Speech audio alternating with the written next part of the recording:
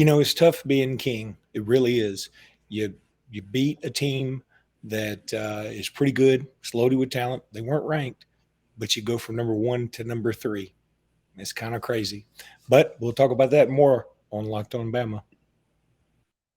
Locked On Bama, your daily podcast on the Alabama Crimson Tide. Part of the Locked On Podcast Network, your team every day.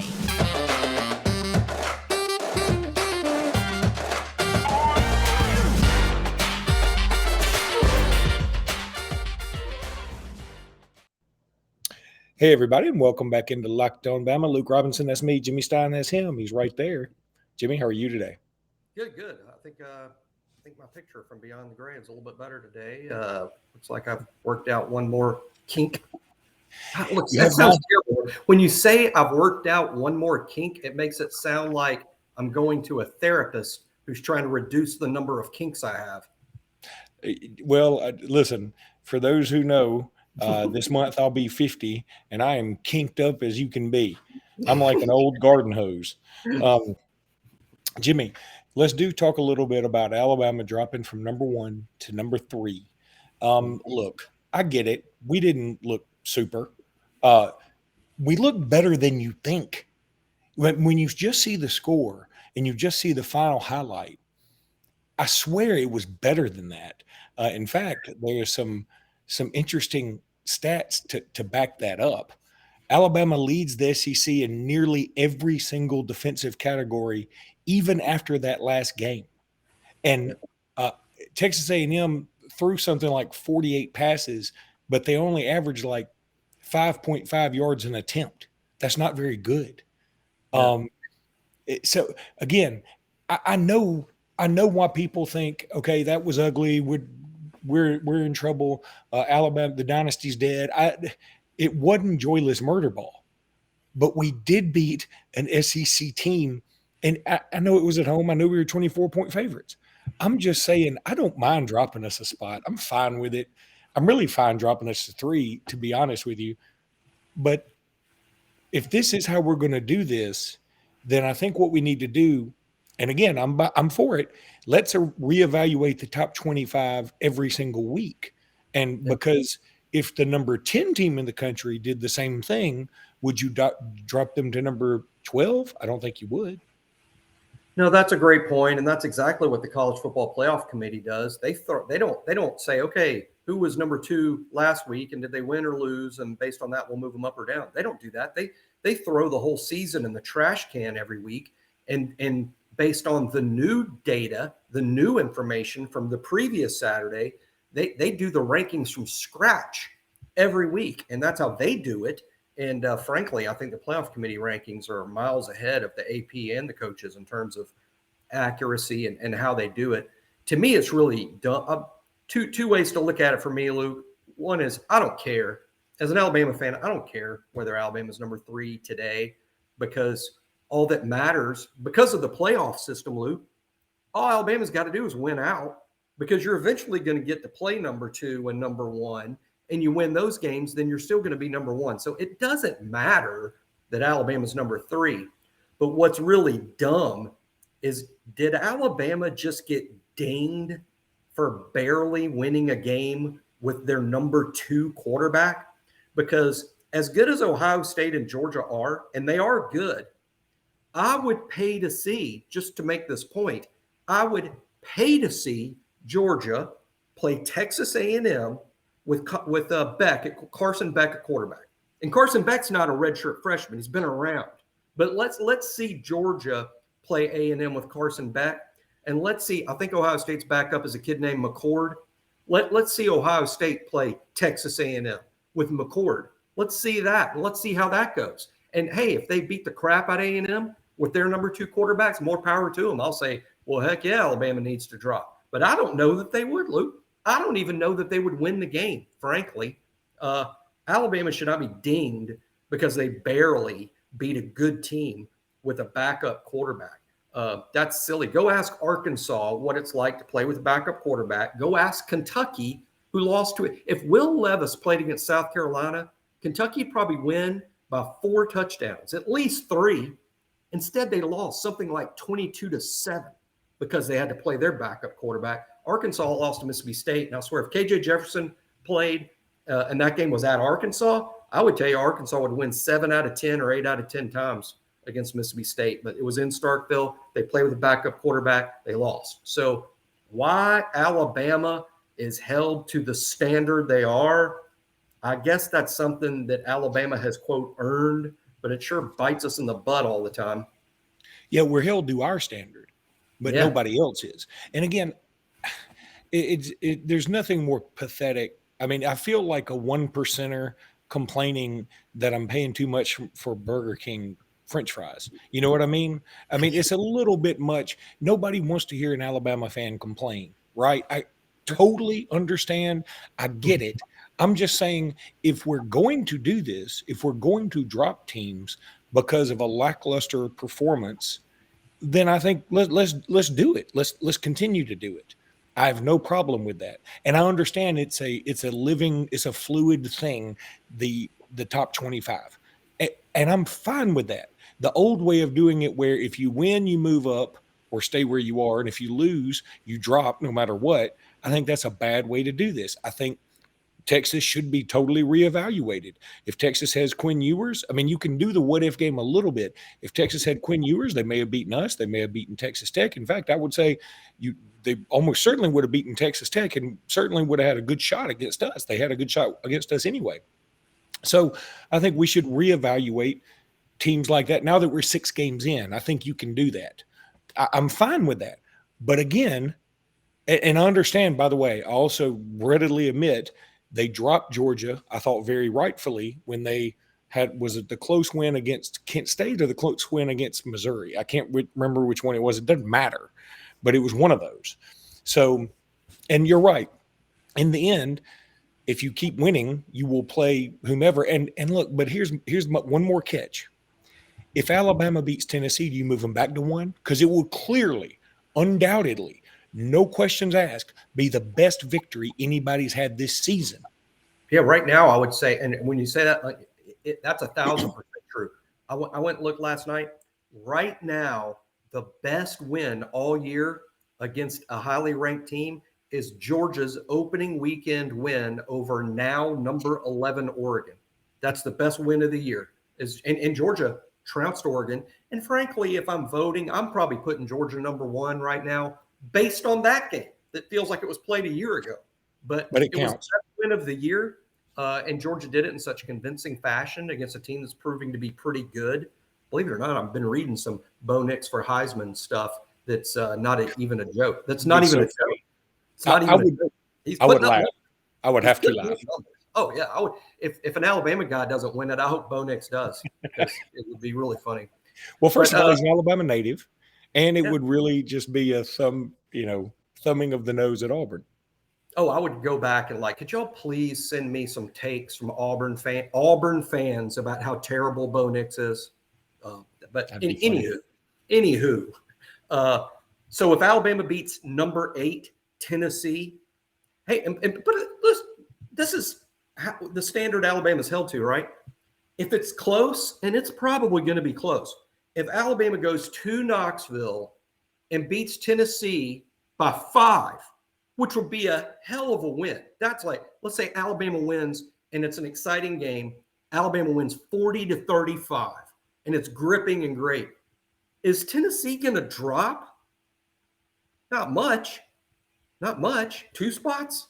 Why would they drop if they lost Alabama at home by less than a touchdown in an exciting game? So it's you don't get dinged for losing to Alabama, but Alabama gets dinged for wins, even if they're having to play a number 2 quarterback. So it is hypocrisy abounds, like it does in so many areas. But, it's going to be tough this weekend, pal. I mean, this Tennessee team is very good. Mirror opposite of A&M. A&M, atrocious on offense, but pretty darn good on defense. This weekend we're playing a really good offense, but they're not very good on defense. That's what's interesting about this weekend. All right, let me tell everybody about Upside. Listen, if you follow this podcast, you know I use Upside. I love Upside. It's a great app. Again, you're not going to get rich, but that's not the point. You go to Upside. Download the app for Android, iPhone, whatever. You go to fill up. You just all you gotta do is check in before you fill up, and you can make 3 cents a gallon, 5 cents a gallon, 22 cents a gallon sometimes, crazy stuff like that. You go to a restaurant, you might get 22% back. There's a Nothing But Noodles over here by me, and I like to eat there anyway. So I was going over there because I was getting 22% cash back. And so it was what I was going to pay. And then this adds up. And I look down and I'm like, oh, I got an extra $20 a month side account. I can just download it to PayPal or to, I can get an Amazon gift card or whatever. And these things add up for people like me when you have 4 kids and you got to buy them a bunch of stuff for Christmas and food, stuff that kids always be wanting. But anyway, Upside is a fantastic app. You need to go check them out. I'm telling you, you're going to love it. And there is a promo code here, and I'm going to find it. Download the free Upside app and use promo code LOCKED, that's LOCKED, to get $5 or more cash back on your first purchase of $10 or more. That's $5 or more cash back on your first purchase of $10 or more using promo code LOCKED. That's Upside. Go check them out. All right, Jimmy. Wanted to save this segment. Are we, I don't mean we, you and I mean, are we collectively as a fan base overreacting to Jalen Milroe's performance this past weekend? I feel like we are. I feel like it wasn't quite as bad as people think. Yes, there were 3 turnovers. Yes, there were 2 fumbles. He needs to hold the ball a little better. But I think we overestimated him after Arkansas, and now we're underestimating him after Texas A&M. The truth is in the middle. Everybody chill. And I think Jalen Milroe is going to be okay. I've heard too many times from friends of mine, he's not an athletic quarterback. He's an athlete playing quarterback. And I'm saying, guys, it's his first start at home, the bright lights of a 7 o'clock CBS game in a rivalry game. Yes, I will call them a rivalry now because it may have been manufactured, but it's a rivalry. And it was a big moment. And he wasn't his best. But I know he can be better than that. People are going to look at that performance and go, well, there's his ceiling. I think that's crap. That's a floor. That's not a ceiling. That's the floor. Look, I went today. I couldn't find the numbers and only had a few seconds to do it, but overreaction to first starts. So I'm like, gosh, who's the best SEC quarterback I've seen in my life? And, the first name that came to mind, because it's Tennessee week, is Peyton Manning. So I'm like, hey, and, Manning was a true freshman and not a redshirt freshman. So I Googled it and I went back and I looked, let's see how Peyton Manning did in his first start. Well, it was a win. How about that? In his first start, he won the game. He beat Washington State. And he must not have, again, I didn't see his numbers. I doubt he played too good, Luke, though, because he beat Washington State 10-9, 10 points in Peyton Manning's first. And this is the best quarterback that's ever played in the SEC, in my opinion. Or, okay, he's on the short list of best quarterbacks that's ever played in the SEC. Look, it's a first start. He's a redshirt freshman. And one last point, we have got to, as fans, learn to differentiate between 2 hugely different situations. One situation, let's use linebackers instead of quarterbacks. In 2019, Alabama lost 2 or 3 inside linebackers for the season before the season even started in fall camp. And lo and behold, first game, the inside linebackers at Alabama were both true freshmen, Christian Harris and Shane Lee, neither of whom would have started the game if not for injury. They didn't earn those spots. The guys ahead of them on the depth chart were injured and lost. So they had to play all year as true freshmen. Again, they were not earned spots. And were we patient with them? No, they got murdered all year by the fans on social media for being bad players and not being good enough and people giving up on them.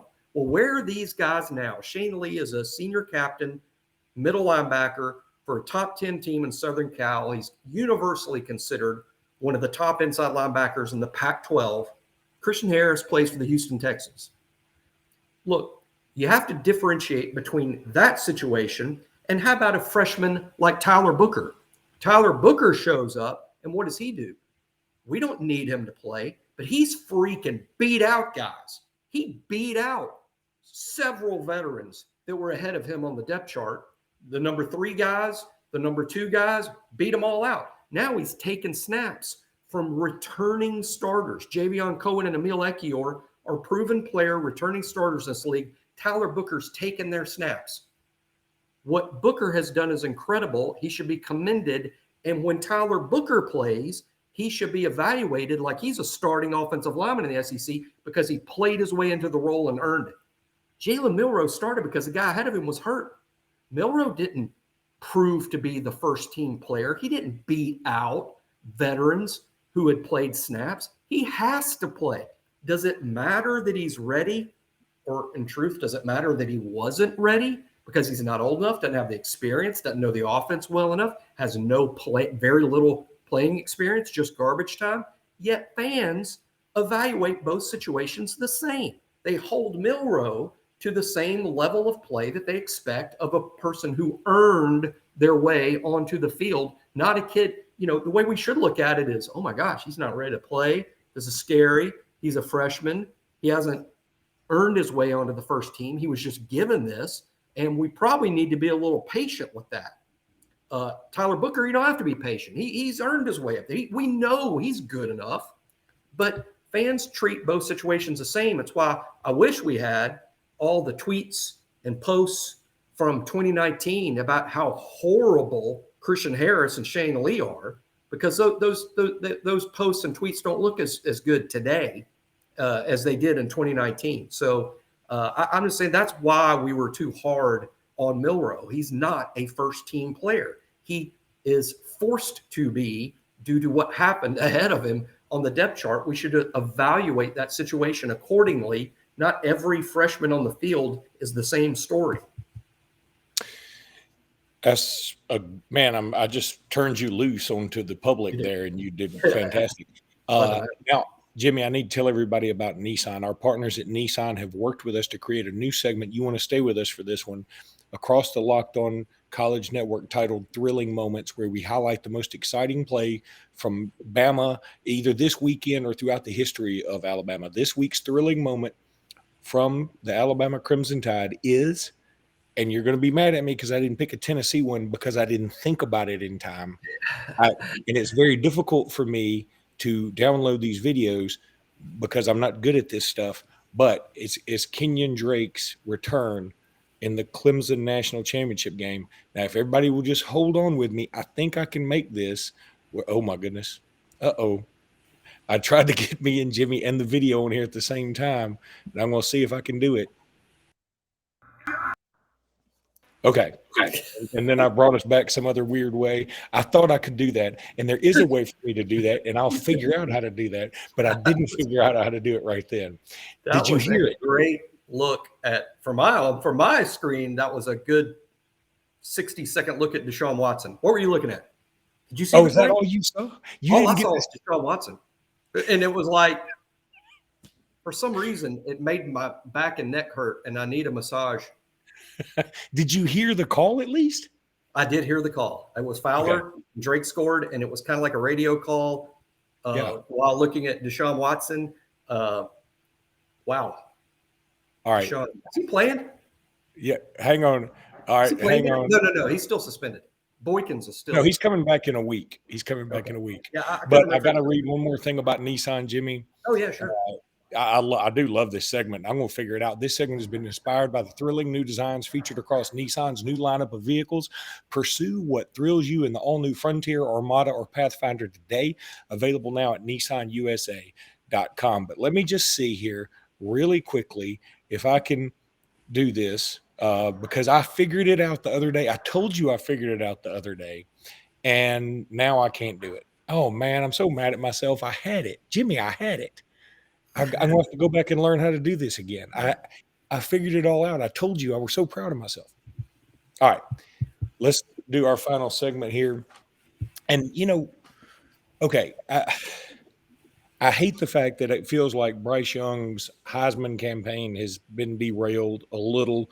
I don't think he's completely out of it because Nah. just like the national championship contenders, nobody is separating themselves from the high.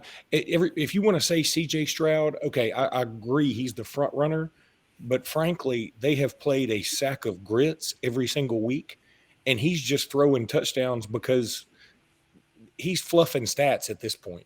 They have not been challenged in the least, and they probably won't be until they play Penn State or Halloween, Michigan. So Halloween weekend. yeah, Halloween. So I'm okay. CJ Stroud is the leader. I'm not trying to poo-poo CJ Stroud, but I don't think anybody's super separated. But what about this? What if Jahmyr Gibbs goes off against Tennessee? Is Jahmyr Gibbs throwing his hat into the ring? Yeah, I wouldn't rule that out. I heard, and I'm only agreeing. It's funny you said that because just today, I believe it was on SEC Network. I heard Peter Burns say that, or it's either, or maybe I heard Dari Noka or Peter Burns on SEC Network said Jahmyr Gibbs is a Heisman candidate in his mind. So, yeah, I think Gibbs has to put up insane numbers, and it'd probably help if he had a couple of big special teams touchdowns, which he's very capable of. But yeah, he's in it. I tend to think Alabama's best chance is still Bryce. And let me tell you, Luke, I think this Saturday is a great Heisman statement day for either Bryce Young or Hendon Hooker. I think the country, the nation's going to be watching this game. It's the game day game. It gets extra attention. It's on CBS, which is great for the Heisman because I don't care whether you watch your games on DirecTV, Dish Network, YouTube TV, regular cable, or you just are on the old rabbit ears, you all got CBS. Everyone's got it. So widely watched game, two top Heisman candidates. I'm telling you, Luke, whoever wins, and I don't necessarily mean wins the game, but whoever wins the numbers on Saturday between Hendon Hooker and Bryce Young, I would tell you right then and there, I wouldn't be surprised at all, Luke, if the first solid leader in the Heisman race emerges from the Hendon Hooker-Bryce Young matchup on Saturday. I agree with you that C.J. Stroud is certainly in the mix, and he is a great player. I know he's played mostly tomato cans and put up the numbers against them. Doesn't change the fact that C.J. Stroud is a fantastic player, and he will play on his big stages. He's got the Penn State game. He had the Notre Dame game earlier this year. At a time Notre Dame wasn't playing very well. Notre Dame playing a little better now. And he'll have Michigan, of course, at the end, which could be another titanic matchup. So I like Stroud in this race. I like the Bryce Young, Hendon Hooker winner. And again, I ain't talking about necessarily win the game. Let's say Tennessee wins, but Bryce is 29 of 34 for 396 yards and 3 touchdowns.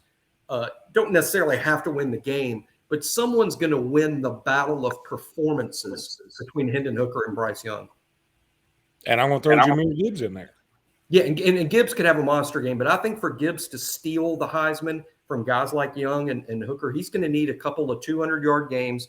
And again, for people that play the game like Gibbs, who's all flash and dash and isn't a move the chains Derrick Henry freak, I think Gibbs is going to need a couple of special team scores, but he's highly capable of doing that. All right, buddy, that's going to do it for today's podcast. We will get with you guys tomorrow. Until then, roll tide, everybody. Roll tide. Isn't the stadium beautiful? What? I can't believe we're recording this at 8 o'clock at night. It's not dark in Tuscaloosa. It never gets dark in Tuscaloosa. Oh, good point.